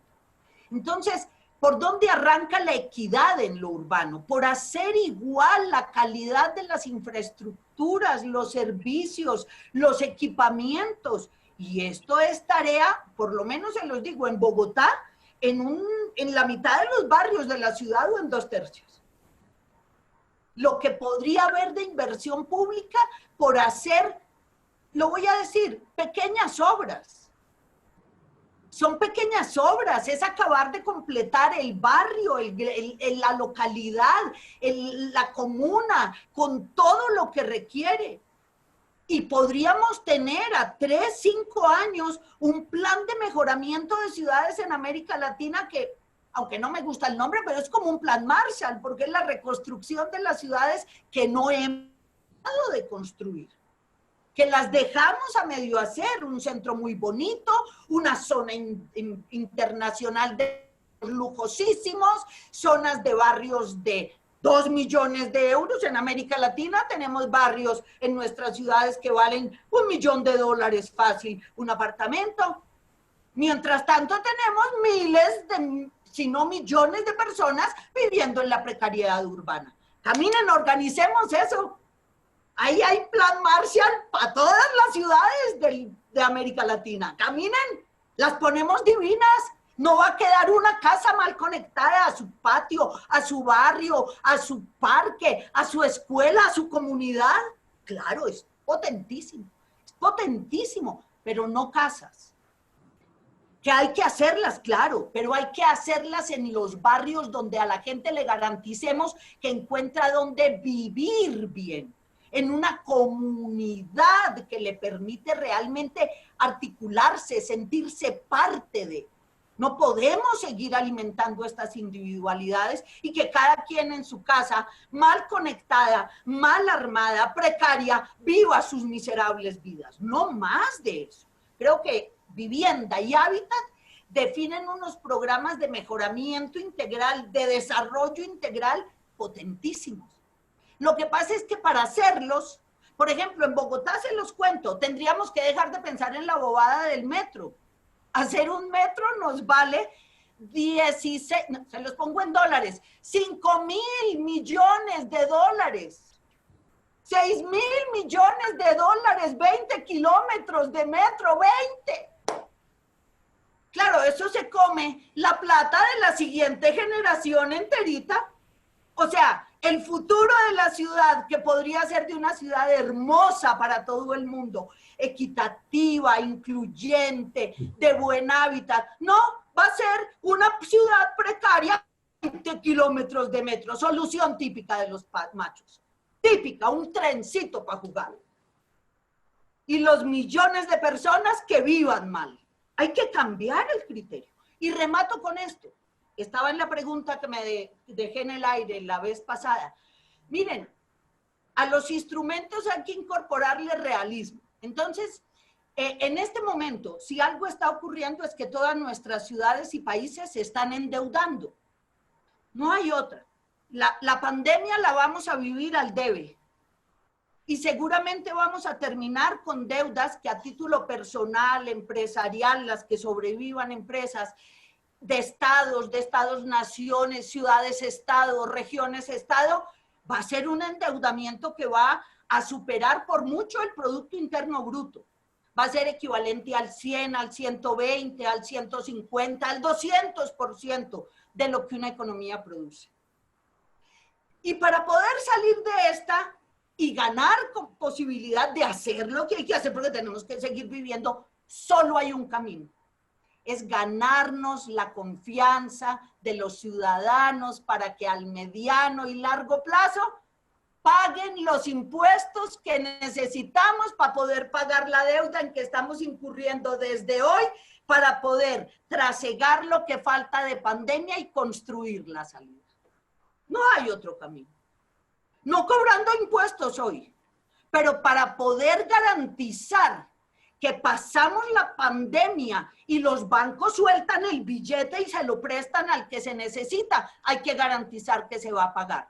¿Quién lo garantiza? La ciudadanía comprometida con que esa nueva ciudad que me ofrecen, esas propuestas de futuro que nos ofrecen, que no será futuro, sino presente, quizá las va a compartir y va a decir, listo, le firmo el compromiso, ese pacto territorial, ese nuevo contrato espacial, se firma, pero ¿qué pone el Estado? ¿Cómo es que va a comportarse? ¿Qué prioridades? ¿Qué criterios? ¿Va a ser cuidador? Listo, le ponemos la plata. ¿Cuándo? Cuando salgamos de esta. Con eso se puede construir el escenario de confianza de hoy hasta que la pandemia termine para poder movilizar los recursos que se requieren para este tiempo. Y después la ciudadanía pagará. Pero no va a pagar si no se le ofrece mejor sociedad. Yo no pagaría. Si a mí me van a ofrecer más de lo que me están dando, yo no pago más impuestos. Que el mundo se desbarate. Si nos van a dar mejor ciudad, caminen, armemos la nueva política. No es solo la nueva academia rector, es la nueva política. En cabeza de mujeres, con un discurso cuidador y empeñadas en hacer el presente, no un valle de lágrimas, sino por lo menos un camino tranquilo. Yo creo que ahí es donde hay cosas maravillosas y ministra, arranca por el hábitat y por la vivienda. Por ahí va bien. Cada que la gente logra encontrar su vivienda en un buen hábitat, se siente parte de la ciudad y de la comunidad urbana. Y eso es lo que necesitamos. Buenas viviendas en zonas rurales, en las zonas periurbanas, en los barrios populares. Ahí es donde realmente la ciudadanía va a decir, yo hago parte de una ciudad en común y va a querer pagar lo que haya que pagar para que sus siguientes generaciones vivan bien. Yo creo que ahí es donde tenemos, digamos, un buen link, porque tenemos nuestras ciudades por hacer mejores y eso ya es inversión de cientos y miles de pequeñas obras que van a generar mucho más desarrollo que si seguimos metiendo la plata en hacer un metro o en hacer las pirámides y las obras faraónicas que les corresponden al patriarcado. Muy bien, Carmen. Extraordinario. Ahí me parece, a modo de cierre, si a ustedes les parece, María Eugenia, me gustaría darte la palabra y pasamos a un cierre con el rector Daniel Luna posteriormente. ¿Les parece? Ha sido un gusto enorme escucharte, Carmen. María Eugenia. Tenés el micrófono apagado, a ver. Sí, el micrófono, María Eugenia. Está apagado el micrófono. No se te escucha. No se escucha. ¿Cómo?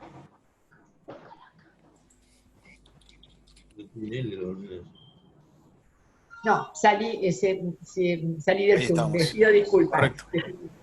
No, yo digo, me parece, bueno, en primer lugar, la verdad que un placer escucharlos a los dos, tanto a Oriol como a Carmenza, ¿no? Y la verdad que, bueno, quienes conocen nuestra realidad, hay de las dos realidades, ¿no? De la realidad que describe Oriol, que con total claridad la vemos en Puerto Norte, en la ciudad de Rosario, la vemos en Puerto Madero, en la ciudad de Buenos Aires, la vemos en estas imitaciones de los waterfronts en el resto en las ciudades costeras.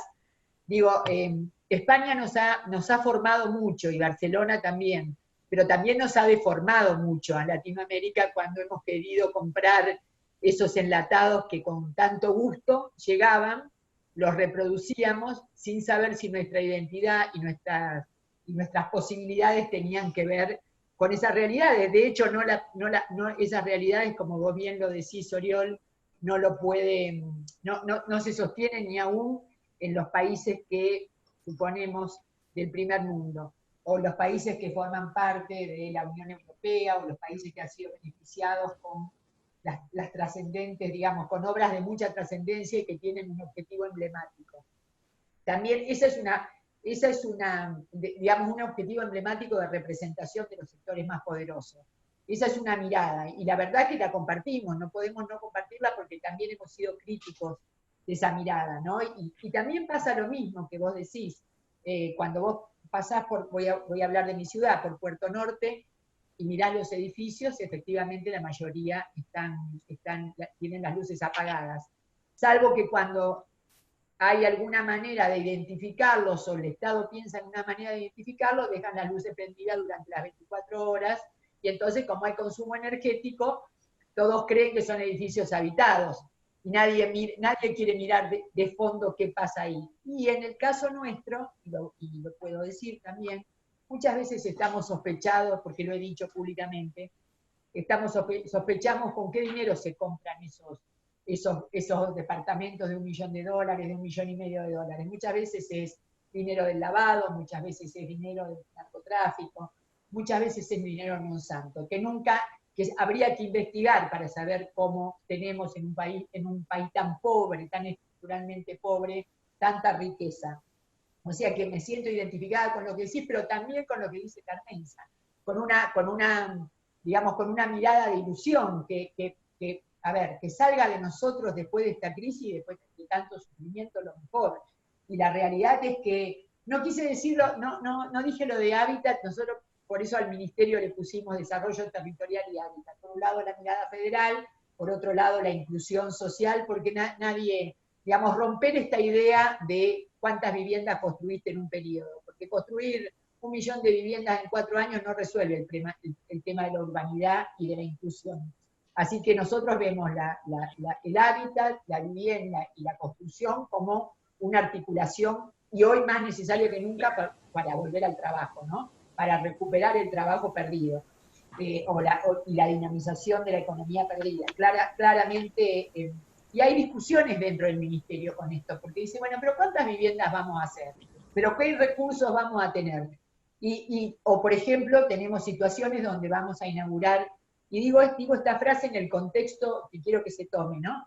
Cuando se van a inaugurar viviendas sociales, dice, yo acá viviría si la vivienda está bien proyectada, y está bien construida, y tiene buenas calidades, los funcionarios muchas veces suelen decir, yo acá viviría. Nosotros tenemos que construir únicamente viviendas donde podría vivir cualquier ser humano. No podemos pensar que yo acá viviría y acá no viviría, porque en realidad las viviendas sociales son para todos y todas, y para todas las condiciones.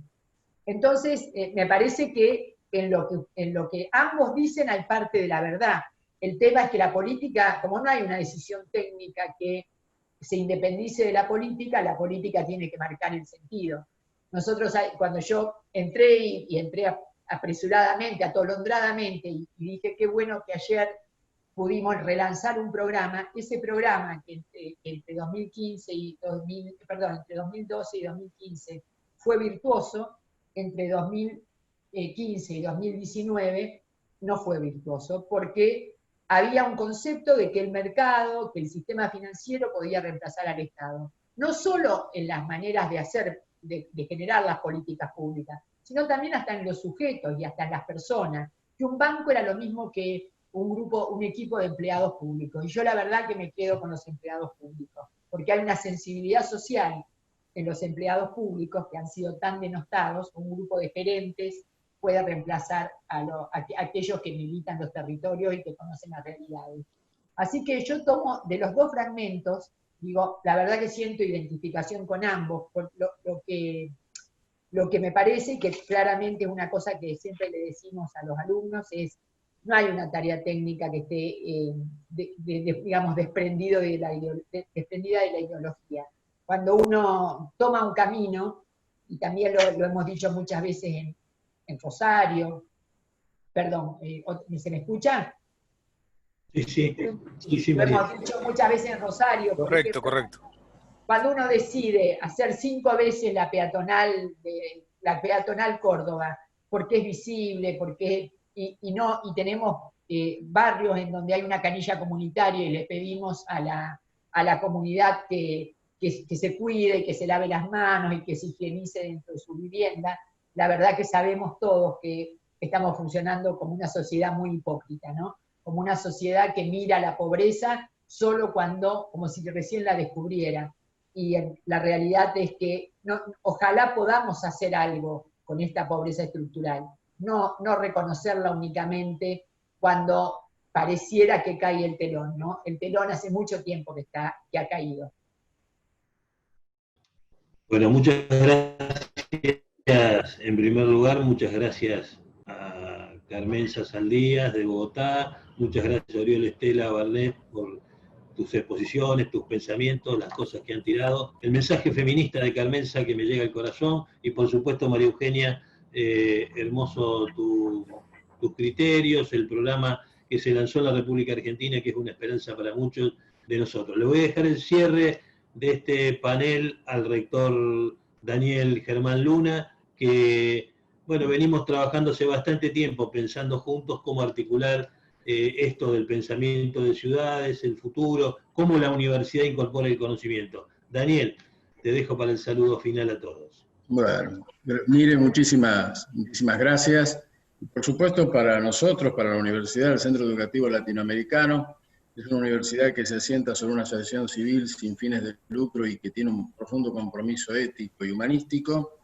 Es muy grato, es realmente una gran satisfacción haber podido participar junto a la Consejería Popular y junto a un centro, a un ámbito tan prestigioso como el ámbito internacional de estos estudios urbanísticos, en esta experiencia, vincularnos a través de lo virtual, porque es lo que ahora nos está marcando la situación, a reflexionar sobre estos temas que son decididamente muy valiosos, y le agradezco enormemente la participación a los disertantes. Los antecedentes de los tres nos hacían presumir, en el caso de dos, a quienes no había escuchado nunca, en el caso de la arquitecta Bielsa la he escuchado ya en otras oportunidades y sabía de su conocimiento, de sus criterios, de sus posiciones, y siempre las he elogiado, pero nos han, creo, abierto un panorama muy interesante a todos para pensar.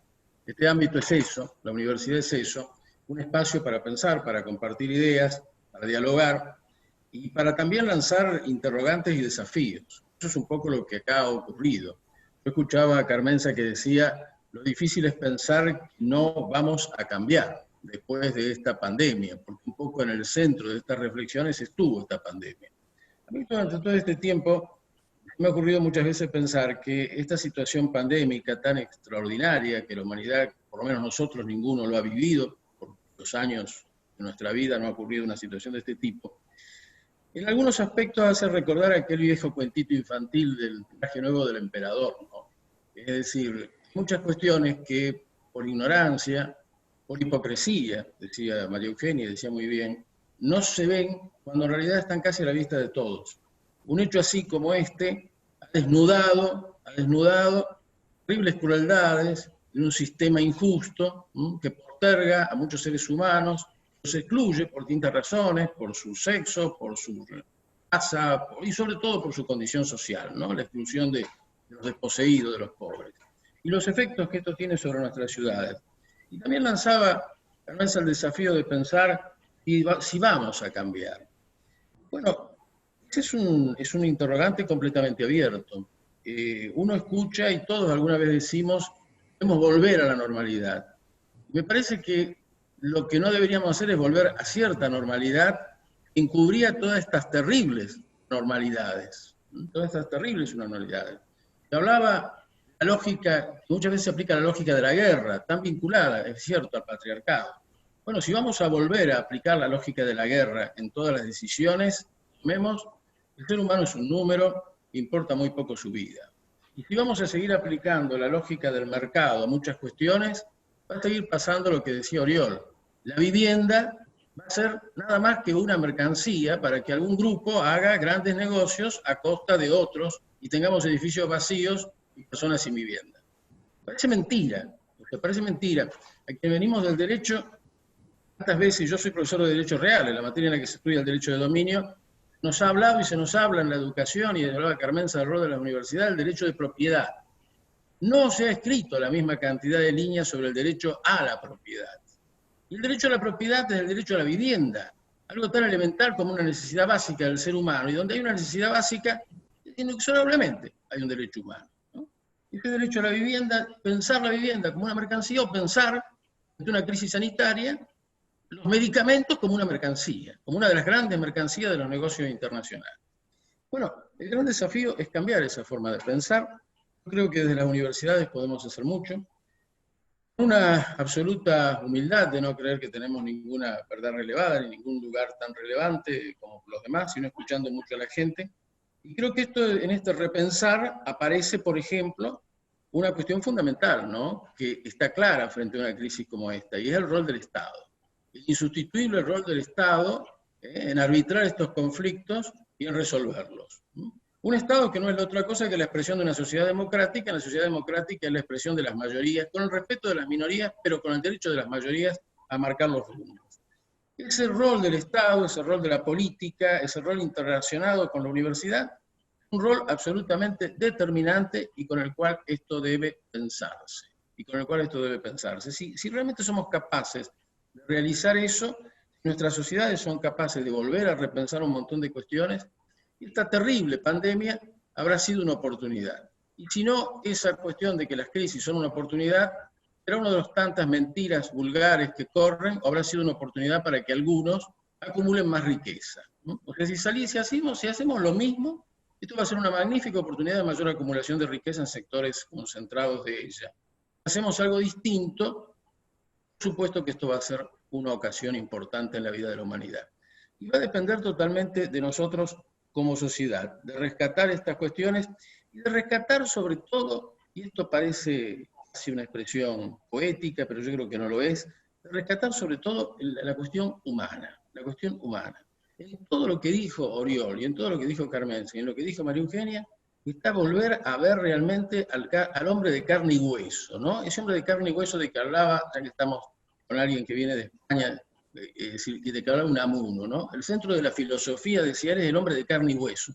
El centro de la política, el centro de la universidad tiene que ser el ser humano de carne y hueso. Por eso Oriol decía la vulnerabilidad. ¿Qué hay más vulnerable que un ser humano? Uno de los animales más vulnerables que existen en cuanto a su composición biológica, su debilidad. Pero hemos visto la vulnerabilidad de la humanidad toda, frente a una amenaza como esta. Nosotros somos capaces de rescatar esto, y en la lucha y en el juego de las fuerzas sociales, dentro de una sociedad democrática, se logran imponer estos criterios que tienen que ver con rescatar lo humano, con rescatar la igualdad, con rescatar el reconocimiento de todas esas cuestiones, saldremos mejor de esta crisis. Y si no, saldrán mejor solamente unos pocos, que es lo que ha pasado con muchas crisis de la humanidad. O sea que ojalá esto que hemos hecho hoy nos sirva para darnos fuerzas a todos para pensar en eso, y no puedo cerrar sin volver a agradecerles realmente el pensamiento fantástico que ustedes nos han traído, el tiempo que sé, en el caso de todos, tienen tan limitado y nos han ofrecido esta oportunidad de pensar con ustedes. Muchísimas, pero muchísimas gracias. Si me permiten una palabra, yo no aspiré a que esto fuera una disertación, porque entré tarde, entré apresurada, les pido disculpas, no quiero, me parece incomparable con la tarea que seguramente Oriol y Carmenza han hecho y con el cierre que hemos escuchado de Daniel. ¿Cómo estás, Daniel? Sí que nos conocemos hace mucho. Un gusto de verte.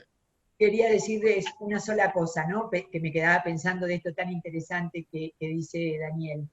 Yo creo que si salimos igual, y puede pasarnos, no va a haber nadie que va a salir, que digamos que se va a beneficiar. Se podrá beneficiar económicamente, pero hemos visto todos que el nivel de vulnerabilidad es extremo y somos todos muy débiles frente a lo desconocido.